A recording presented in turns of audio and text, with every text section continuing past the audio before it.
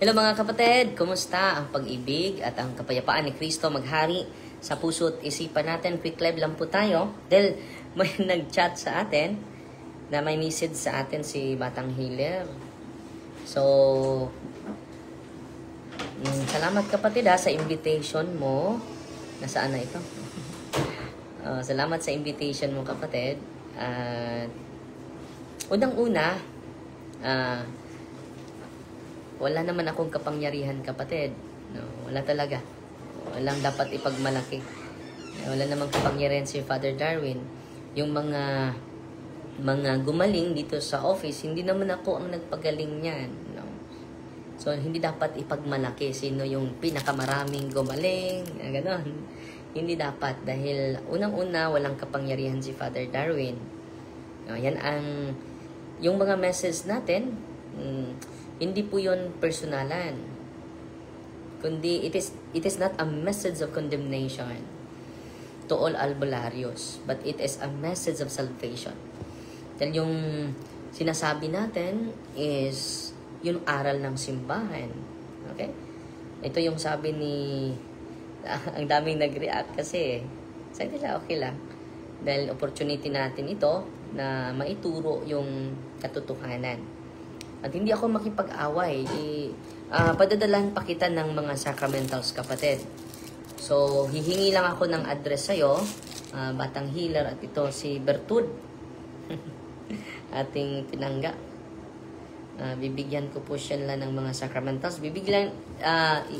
Palihog lang ko, please, na ibibigay ko po ito sa inyo. I-bless ko muna itong Holy and Exorcise Salt, Holy and Exorcise Oil, Holy and Exorcise Cross, Holy and Exorcise Medals.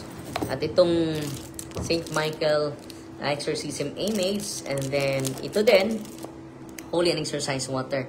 Ito yung, at ang bell. Padadalhan din kita ng bell. At yan lang po yung naisagot natin. Dahil sabi niya, karong Sabado, o bukas. Sabado agad, nandito pa ako sa Bukol. Ibintahan ko ikaw, Father Darwin. Manambal ko diri sa Gitago. Masaw nila Gitago. Hagiton ko, ikaw, kung kinsay tinuod na to, yung gitugahan. Wala mo ko gitugahi.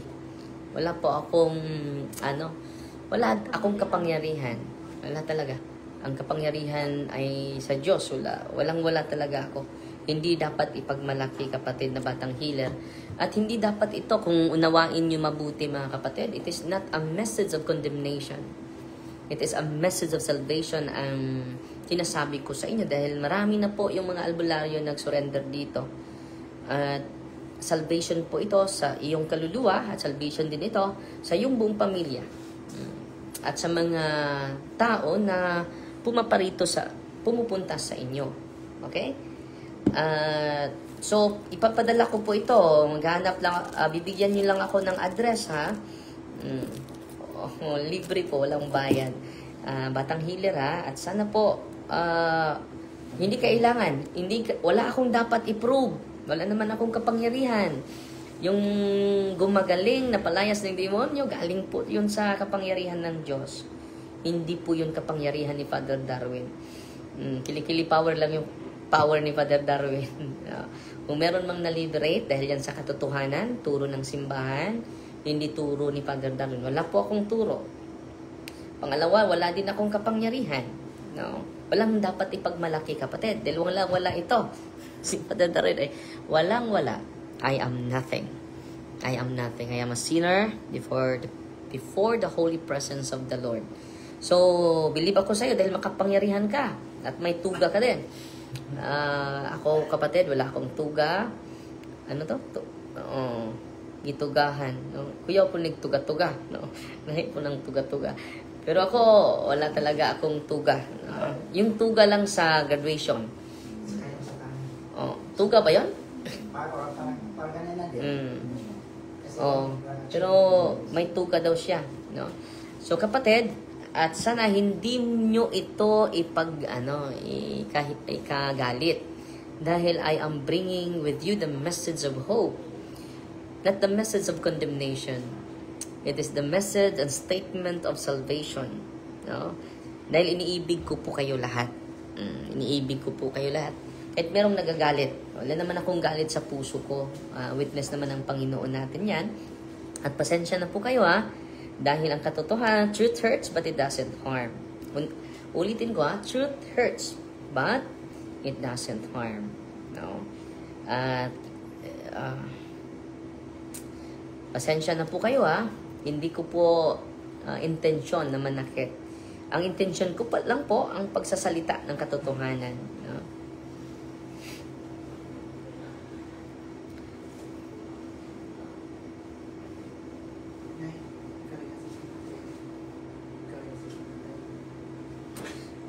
So, bago lang tayo natapos sa exorcism po, at isi-share ko po sa inyo, magsulat lang tayo para ma-share ko sa inyo yung bago tayo natapos ngayon na ang in-exercise natin ngayon ay 3.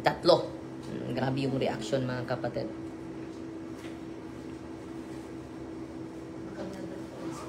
So, Anne-Marie, nagtanong sa ato karon. Salamat kayo. Sabi ni Saint Therese of Avila mga kapatid, truth suffers but never dies. So, kahit ang nagdadala din sa katotohanan, mag-suffer through persecution, but never dies. Because the truth may bring suffering to us, to speak it and hear it, ang sakit. But it is eternal. It never brings destruction of the soul. Kahit nasaktan tayo kapag mapakinggan natin yung katotohanan, it never brings destruction to the soul. Sabi naman ni Saint Catherine of Siena, proclaim the truth, do not be silent through fear. Minsan ay natatakot tayo and then we become passive. Sometimes truth causes discomfort, but it's necessary. Hiding the truth out of fear causes more harm than the truth ever will. So, kailangan talaga natin na isiwalat natin yung nalalaman natin. Bakit? Sabi ni St. John Paul II, the truth will set you free, but first it may make you miserable. Miserable, nagagalit ka, gusto mong magkigdwelo. A modern take on Jesus' own words, reminding us that truth brings freedom, even it wounds our pride or illusions at first. No? Sabi naman ni St. Thomas Aquinas, mga kapatid, it is better to illuminate than merely to shine, to deliver to others contemplated truths than merely to contemplate. Wow, ang ganda, no? Sharing the truth even when difficult is a greater good than simply keeping it to oneself. The pain it causes is healing pain.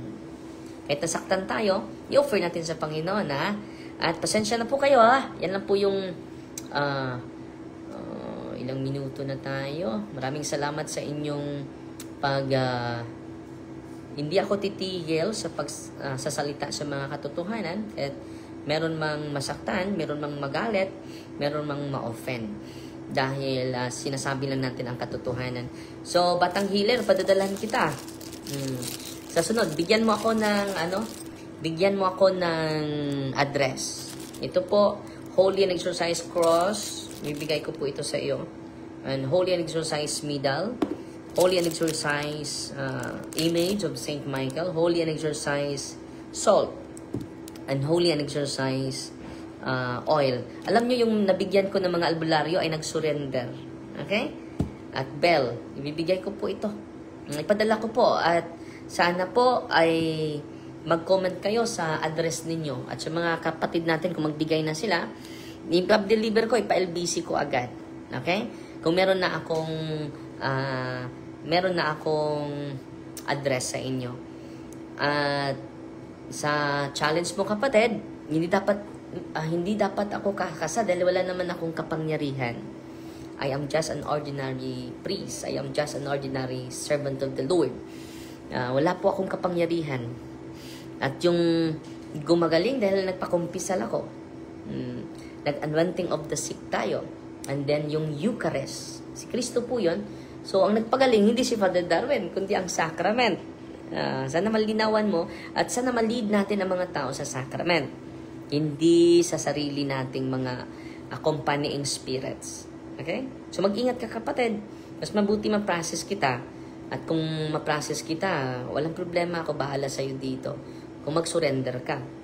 At tingnan natin. Pwede mo, bawal mag-live dito eh.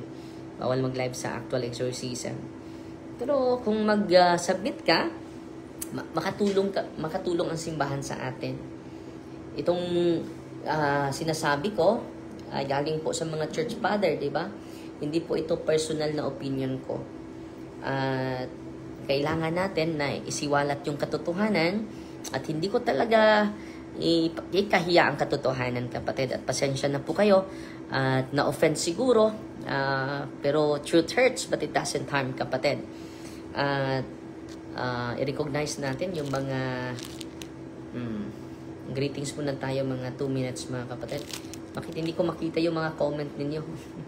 Ang dami nang nagko-comment. At isalin niyo sa dasal si Papa ko, nandyan pa din sa ICU. At every night pupuntahan ko siya, ibibigay ko yung sacrament. So gumagaling yung mga pumupunta dito at na-liberate sila dahil sa prayer ng simbahan, hindi sa orasyon na galing ni Lolo, hindi sa orasyon na galing ni Mama. Hindi siya mamatay kapag hindi mapasa. Okay? Hindi po ganun. Dapat ang kapangyarihan ay galing sa sakramento. So, hindi dapat na mag-showdown tayo, kapatid. Dahil wala namang kapangyarihan si Father Darwin. Kung meron ka, saludo ako sa iyo dyan. Pero, saan galing yan? Di ba? Saan galing yan? Yan ang tanong. At ang simbahan, ang pari, meron siyang moral responsibility na ipaalam sa lahat. Kaya, so tingnan natin, hindi ko pa mabasa. Bakit hindi ko mabasa yung mga comment ninyo? Anong nangyari, mga kapatid?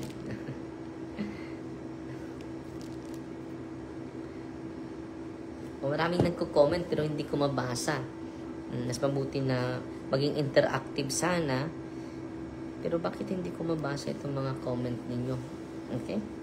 Si Virgilio Reyes, nandito na. Baka mahina yung signal sa isang cellphone ko. Si Ate Marife Delapo nanood sa atin dahil mag-anointing of the sick na ako. Dito sa office natin, mga kapatid, wala naman akong ibang pinopromote. Una, yung aral ng simbahan. Pangalawa, hindi aral ni Father Darwin.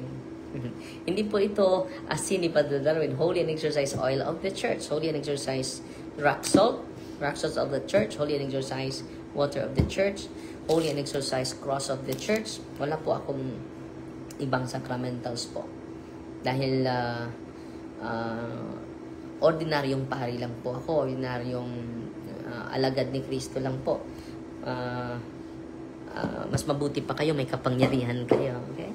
Ako po ay walang kapangyarihan. Walang nothing to boast of.